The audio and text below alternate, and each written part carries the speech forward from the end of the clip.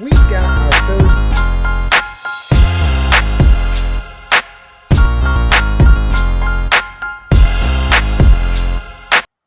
Life is interesting. It gives the test, then it gives the lesson.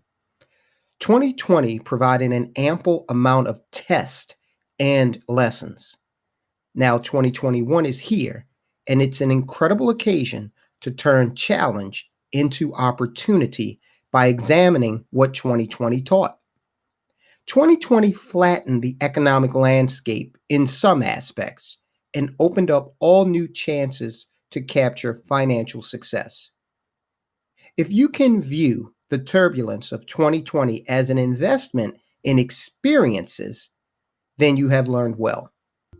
Speaking of investment opportunities, we're always on the lookout for smart professionals as we grow our financial services footprint across the US and Canada.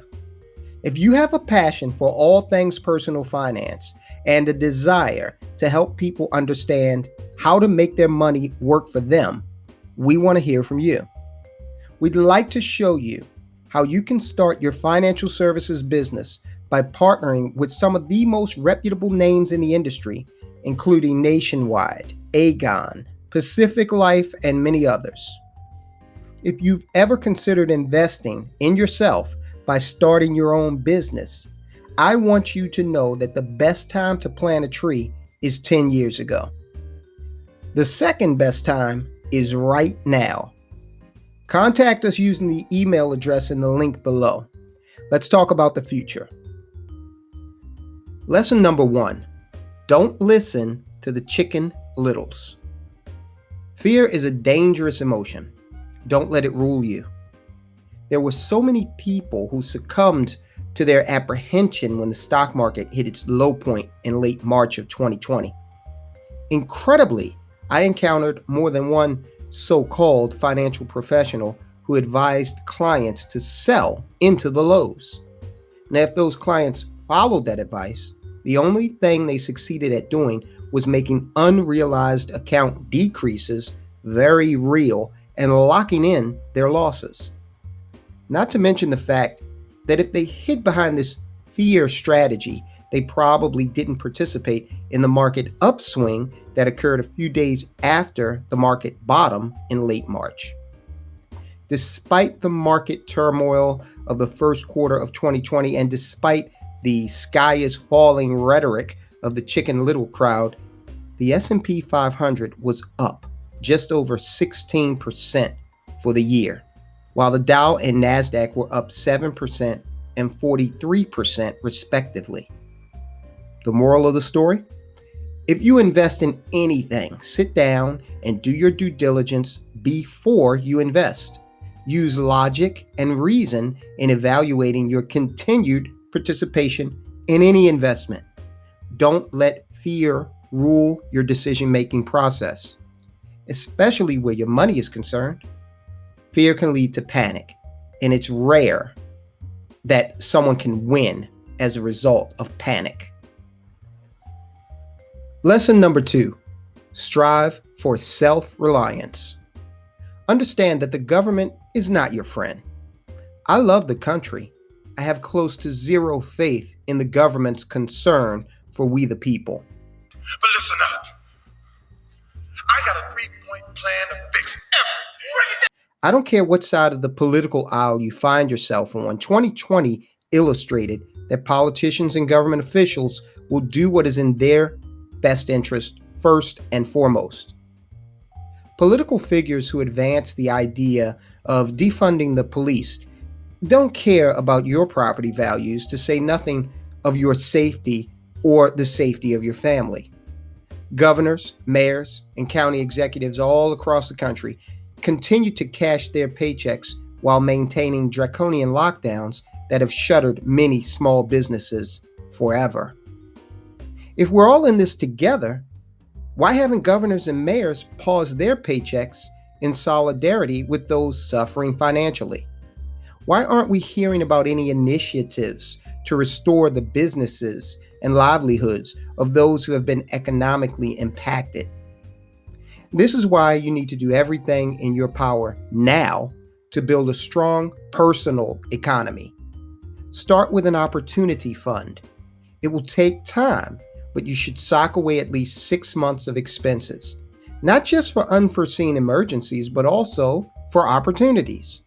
Suppose you have a chance to invest in something that will provide an additional stream of income. You need to have the means to make that happen without impacting your day-to-day life or deducting from areas where money is already working for you. Lesson number 3, avoid financial fragility. Make 2021 the year you get a handle on bad high-interest debt. There is a such thing as good debt. Debt acquired for the purposes of generating a return that consistently exceeds the interest of the debt is good debt. A productive rental property, for example. High-interest credit card debt is a personal economy killer. Depending on your interest rate, you could wind up spending almost as much for the interest as you paid for the item in the first place if you make minimum payments. Think of what you could do with that money if you weren't giving it to Visa, Discover, etc. One strategy you may consider is getting a personal loan to retire the high interest debt. Personal loan rates right now are hovering around 9%, while the average credit card interest rate is 16%. So you do the math and figure out what's best for your situation. Lesson number 4. If you're going to start your business, now is the time. The world has changed. Many small businesses will never return, let alone recover. I personally have had 3 of my favorite restaurants close permanently. Movie theaters will most likely never return in the way we knew them because the public has gotten very used to enjoying that sort of entertainment from the comfort of their homes without the overpriced concession. So many paradigms have shifted. But throughout this, we've been given the opportunity to see what parts of the economy were vulnerable in the first place. This provides us with insight as to what sectors to avoid. On the flip side, 2 industries that have done well are real estate sales and financial services. Real estate, of course, is dependent upon your location in the country, but I can tell you that there is definitely an inventory problem here on the East Coast. Technology has allowed people to avoid the office, yet still be productive. For some, that has removed the need to live near the office. Many of these people have decided to move out of urban areas into the suburbs. This time in our history has also created a need for people to shore up their financial situation. Life insurance and retirement funding have become a sudden priority in the minds of many. With close to $30 trillion in debt, the desire to mitigate taxation is also taking on a renewed sense of urgency. If you recognize the fact that technology will continue to create change, and if you embrace that change by constantly seeking ways to improve the quality of the client experience, you can build a thriving business. Leveraging technology also reduces a business's exposure to the challenges of relying on a physical location and opens up potential beyond the local area, allowing a small operation to compete regionally, nationally, and even globally. We're living in a brand new world.